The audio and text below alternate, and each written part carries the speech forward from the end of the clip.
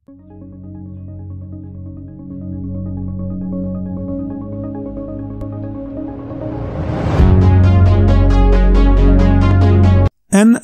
News की जानिब से तमाम दोस्तों का अस्सलाम वालेकुम। अब हम खबर शामिल करते हैं कामों की शहर से। कामों में थाना सिटी पुलिस ने कार्रवाई करते हुए साबका नाज़िम के बेटे को दौरान डकैती मज़म्मत पर फायरिंग करके कत्ल करने और जेनी मजदूर लड़की को ज्यादती का निशाना बनाने वाले सौतेले बाप को गिरफ्तार कर लिया है। मुल्ज़मान ने अपने जुर्म का इतराफ भी कर लिया है। SP सदर गुजरांवाला तसव्वुर इकबाल ने सर्कल ऑफिस में DSP आमिर मलिक और SHO सिटी नदीम खालिद के हमरा प्रेस कॉन्फ्रेंस करते हुए बताया कि साबिक नाज़िम मानत महनाज के बेटे सिकंदर को चंद रोज कबल मुल्ज़मान रजवान शफीक और गुलाम मुस्तफ़ा ने दौरान डकैती मज़म्मत करने पर इसके कारों के रेंट पर फायरिंग करके कत्ल कर दिया था, जबकि एक जेनी मजदूर लड़की नताशा को इसके सौतेले बाप फलक शेर ने ज्यादती का निशाना बना दिया था, जिस पर थाना सिटी पुलिस ने चारों मुल्ज़मान को CCTV और CDR की मदद से गिरफ्तार कर लिया है और मुल्ज़मान ने अपने जुर्म का इतराफ भी कर लिया है। SP तसव्वुर इकबाल ने पुलिस टीम के लिए तारीफी सर्टिफिकेट और नकद इनाम का ऐलान भी किया है। आइए अब हम SP सदर गुजरांवाला तसव्वुर इकबाल की प्रेस कॉन्फ्रेंस सुनते हैं। 2-3 हमारे बड़े अहम केसेस थे सिटी कामों के, जिसके सिलसिले में आप लोगों को तकलीफ़ दी। 2 दिसंबर को 2 ऐसे वाक़यात होते हैं जो कामों के रहने वाले लोगों को और ख़ुसूसन जो पुलिस की हायरार्की है और कमांड है उसको हिला के रख देते हैं। दोनों बड़े अहम और सेंसिटिव केसेस होते हैं और आपको यहाँ पर बुलाने का मकसद इस बात का इज़हार करना है कि हम किस हद तक कमिटेड हैं जब भी कुछ सेंसिटिव और इम्पोर्टेंट केस होता है, और आप लोगों के साथ शेयर करना भी ज़रूरी होता है कि हमारी उसमें एफ़र्ट्स क्या हैं।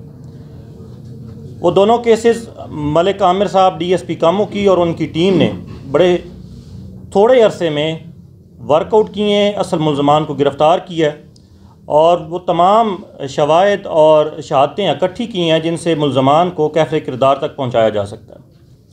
पहला केस जिसके बारे में बात करना चाहूँगा वो है FIR नंबर 1109। 2 तारीख की रात को मेन GT रोड के ऊपर चौधरी रेंट ए कार के अंदर वारदात की एक कोशिश होती है, जिसमें सिकंदर अली को पहले फायर लगता है, मजरूब होता है और उसको मजरूबी की हालत में अस्पताल ले जाया जाता है, लेकिन वो ज़ख्मों की ताब ना लाकर एक्सेसिव ब्लीडिंग की वजह से उसकी मौत वाक़ई हो जाती है। ये एक बड़ा चैलेंजिंग केस था क्योंकि रॉबरी विद मर्डर किसी भी माशरे में इससे बड़ा कोई क्राइम नहीं होता, और ख़ास तौर पे हमारे जैसे माशरे में जहाँ पर लिमिटेड रिसोर्सेज हैं और इस चीज़ की एक्सेप्टेबिलिटी ना होने के बराबर है। CPO साहब गुजरांवाला के हुक्म के ऊपर एक ख़ास टीम, एक खसूसी टीम तश्कील दी जाती है जिसकी सरबराही DSP कामों की करते हैं और उसके साथ SHO सिटी कामों की, SI महफूज और इनकी बाकी टीम शामिल होती है। मुख्तलिफ़ एंगल्स पर काम किया जाता है, मुख्तलिफ़ चीज़ें और मुख्तलिफ़ शवाहिद इकट्ठे किए जाते हैं। इनकी कोशिश और इनकी मेहनत से अल्लाह इनको कामयाबी देता है और 10 दिन के अंदर केस वर्कआउट होता है और असल मुल्ज़मान गिरफ़्तार होते हैं। डिटेल्स कुछ इस तरह से हैं कि सिकंदर और उसका साथी उस्मान दुकान के अंदर बैठे होते हैं। रात को तकरीबन 11 बजे 2 नामालूम अफराद दुकान के अंदर दाखिल होते हैं, उनसे स्नैचिंग की कोशिश करते हैं, जिसके दौरान मज़ामत में फायर लग जाता है। उनका तीसरा साथी दुकान के बाहर खड़ा होता है। वो तीनों लोग गिरफ़्तार हो चुके हैं और उन्होंने अपने जुर्म का एतराफ़ कर लिया। उनके नाम मैं आपके साथ शेयर करना चाहूँगा। एक मुल्ज़म का नाम है रिजवान वल मेहरबान, दूसरा शफीक वल बशीर और तीसरा गुलाम मुस्तफ़ा कौम मोची सकना कसूर। ये तीनों मुल्ज़मान इस वक्त पुलिस की हिरासत में हैं और गिरफ़्तार किए जा चुके हैं। दूसरा केस उसी दिन सिटी कामों की में ही होता है, जिसमें एक 20-21 साल की लड़की जिसका नाम नताशा होता है, वो लावारिस हालत में मजरूबियत की हालत में वो मिलती है, जिसको अस्पताल ले जाया जाता है और वहाँ पर पता ये चलता है कि इसके साथ ज़्यादती हुई है। ये भी एक बड़ा चैलेंजिंग केस था और इसके ऊपर भी जिस तरह से मैंने पहले कहा कि CPO साहब ने ख़ुसूसी तौर पे टास्क किया आमिर साहब को और उनकी टीम को, और ये केस भी वर्कआउट हुआ है। इसमें भी असल मुलज़म जो कि लड़की का सौतेला बाप है जिसका नाम फलक शेर है, वो गिरफ़्तार हो चुका है और उसने भी अपने जुर्म का एतराफ़ कर लिया है। तो ये दो बड़े अहम केस थे जिनके सिलसिले में आप लोगों को यहाँ पर तकलीफ़ दी। आपको कोई सवाल हो तो आप पूछ सकते हैं। अच्छा सर, ये जो वारदात के दौरान मर्डर हुआ है, ये 3 मुलजमान जो गिरफ्तार हुए हैं, इनके खिलाफ दीगर भी कोई मुकदमात कोई दर्ज है? और दूसरे नंबर पे ये है कि ये जो वारदात की गई है, ये सरे राह की गई है या प्लानिंग के तहत की गई थी, कोई रैकी की गई है, इसकी कोई और भी मुलव्वस है इसमें? देखिए, जहाँ तक रिकॉर्ड की बात है तो उसमें मुलजमान का रिकॉर्ड है, सबका नहीं है लेकिन कुछ का रिकॉर्ड है, वो आपके साथ शेयर कर दिया जाएगा। ये कोई प्लानिंग नहीं थी इसमें, सरे राह बस वारदात की कोशिश की जिसमें थोड़ी मज़ामत हुई और मज़ामत के दौरान बंदे को फायर लगा और उसकी डेथ हो गई। अच्छा सर, ये बताइएगा, ये जो आपने वो नताशा वाला केस के बारे में बात की है, तो ज़रा ये बताइएगा कि उसको जो तेला बालक है जिसको आपने गिरफ्तार किया है, उसने ये इंकशाफ पहले का किया, लेकिन जो मौके से उसके साथ जो रेप हुआ है या वो मेडिकल में क्लियर हुआ है, उसके जो मुलजमान है वो तो आइडेंटिफाई नहीं। देखें, उसका भी एतराफ़ हुआ है और उसके लिए हमने DNA के सैंपल्स कलेक्ट किए हैं और भिजवा दिए हैं। PFC की रिपोर्ट आ जाएगी, उससे भी इंशाल्लाह कंफर्मेशन हो जाएगी। इस केस में हम जो पूछना चाह रहे हैं, जो उनका सवाल था उसको थोड़ा मैं आगे बढ़ाता हूँ कि एक हुआ 2 दिसंबर को हमें एक बच्ची इस हालत में पुलिस को मिलती है, तो इंक्वायरी हो रही है उस केस की कि उसके साथ रेप हुआ है। जो बंदा जिसको गिरफ्तार किया, जिसने एतराफ़ किया, उसने मुख्तलिफ टीमें हम तश्कील दी हैं और अपने तौर पे जो कोशिश की जा सकती है वो कर रहे हैं। अभी तक न तो फैमिली को किसी पे शक है, ना उन्होंने किसी पे इल्ज़ाम लगाया है। मिसिंग की रिपोर्ट हमारे पास आई थी लेकिन हमने एहतियातन उस पर FIR भी कर दी। फैमिली को ये नहीं लगता कि बच्चा अगवा हुआ है। एक इंसिडेंट इसी तरह का वांडो में पहले भी हुआ था। इसकी डेड बॉडी फिर एक जोर से जब खाली किया तालाब पानी का तो उसमें से मिली, तो वो कोशिश भी हम कर रहे हैं। आसपास कितने तालाब हैं वो भी खाली करके बच्चे की तलाश जो है ना वो कर रहे हैं। अच्छा सर, ये बताइएगा कि एक माह पहले ये जो फाटक में ठाणा सिटी के एरिया में बच्चे का मर्डर हुआ था, जब स्कूल से घर जा रहा था, उसके अभी तक जो है वो मुलजमान आइडेंटिफाई नहीं आइडेंटिफाई हो चुके हैं जी, आइडेंटिफाई हो चुके हैं। उसमें एक मुलजम गिरफ्तार भी है, एक बकाया है, वो भी इंशाल्लाह जल्दी गिरफ्तार हो जाएगा। फादलपुर वाले बच्चे के हवाले से ये भी इंफॉर्मेशन है कि ये पहले भी एक मौके पे घर से निकला, 2-3 गलियां जाके फिरता रहा, वो एक दिन बाद या रात को जाके बुरासा को मिला। नहीं, उसी दिन की बात है ये। नहीं, इसके अलावा एक वाकया जी, ये उसी दिन की बात जो हमारे पास इन्फॉर्मेशन है, ये उसी दिन की बात है। बच्चा वैसे ही जैसे घर से निकलते हैं साथ वाली गली में चला गया, तो दोबारा जब गुम हुआ तो फिर वो उसके बाद नहीं मिला, तो वो तलाश जारी है। अच्छा सर, ये बताइएगा, पुलिस बिलाशुबा बहुत अच्छा काम कर रही है, सोशल मीडिया पे जो असला की नुमाइश होती है मुलजमान को पकड़ रही है, लेकिन एक जो रिसेंटली एक सोशल मीडिया पे वायरल हुई है वीडियो, उसमें एक थानेदार का बच्चा जो है वो फायरिंग कर रहा है, उस पर वो असले की नुमाइश कर रहा है, वो मुलजम अभी तक गिरफ्तार नहीं हो सका क्योंकि वो पुलिस का, वो एक रिटायर्ड पुलिस अफसर है जिसका बेटा रिटायर्ड ASI है और उसको भी गिरफ्तार रात को कर लिया गया, पकड़ा हुआ है। आज पर्चा हो जाएगा, आज कार्रवाई हो जाएगी।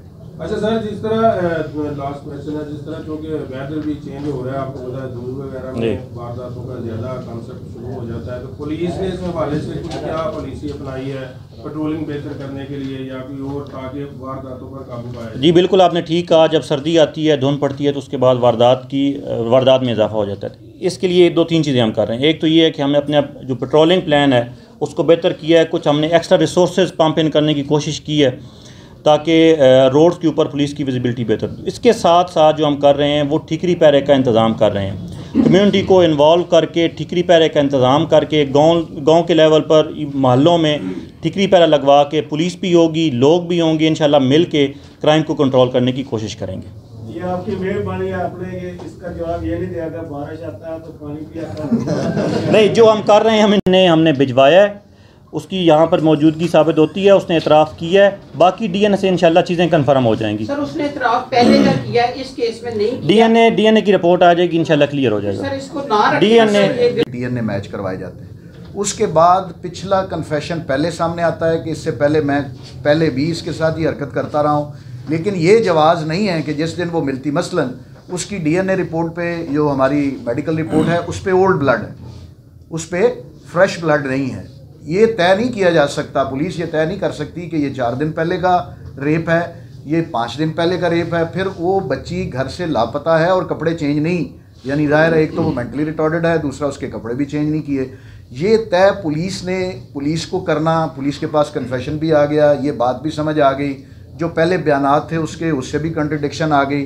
अब ये जो परफेक्शन है कि वाकई ही ये स्वैप्स जो हैं, ये डीएनए जो है ये इसी मुल्ज़म का है, ये इंशाल्लाह वाज़े हो जाएगा। उसके बयान से वैसे वाज़े है, उसकी कंट्रडिक्शन से ये वाज़े है बात। अच्छा सर, एक ये सवाल है कि यही इसी लड़की के मुतल्लिक़ कि जिस तरह डिप्टी साहब ने बताया, ये 22 रोज़ कबल यहाँ से अपनी वालदा के पास जाती है और 15 दिन बाद जो है वो घर से लापता हो जाती है। जब मिलती है तो कामों की थाना सिटी के इलाके से मिलती है, तो क्या ये कंफर्म हो सका है या पता चला है कि ये लापता हो के गई किधर थी और कामों की कैसे पहुंची? देखिए, इसमें असल में जो फैमिली की अपनी स्टेटमेंट्स हैं उनमें बड़ी कंट्राडिक्शन थी, जिसने इस सारे केस को बड़ा कॉम्प्लिकेट किया। और जो अभी जिस तरह से हमने शुरू में बताया गया कि उस दिन रेप हुआ, आमिर साहब ने भी आपको बताया कि उस दिन ना मेडिकल रिपोर्ट में ये आया कि फ्रेश को रेप हुआ है, फ्रेश को इंसिडेंट हुआ है। और दूसरा ये है कि जिस तरह से फैमिली बता रही थी, बाद में ऐसी बहुत सारी चीज़ें क्लियर हुई जिससे पता चला कि ऐसी कोई बात नहीं थी जैसे पहले ओरिजिनली रिपोर्ट किया गया था।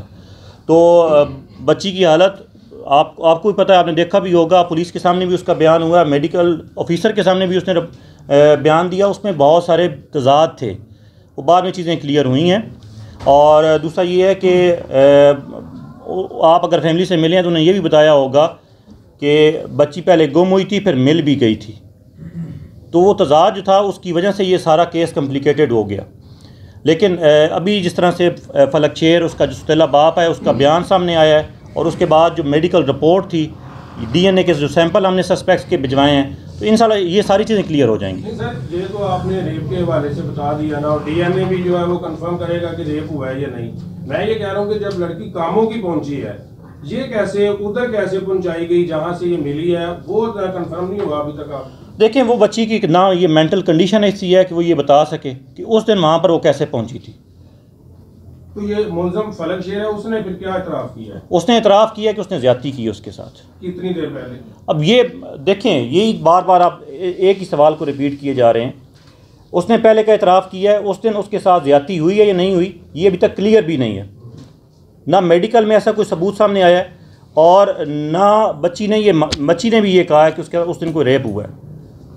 सिर्फ उसका वहाँ पर, क्योंकि बच्ची मजरूब हालत में थी और बच्ची की हालत भी ऐसी है, मेंटल उसकी कंडीशन भी ऐसी है कि ये कहा भी नहीं जा सकता वो बिल्कुल स्टेबल है। और एक बात अगर वो आउट ऑफ रिकॉर्ड जो है, अगर आप ये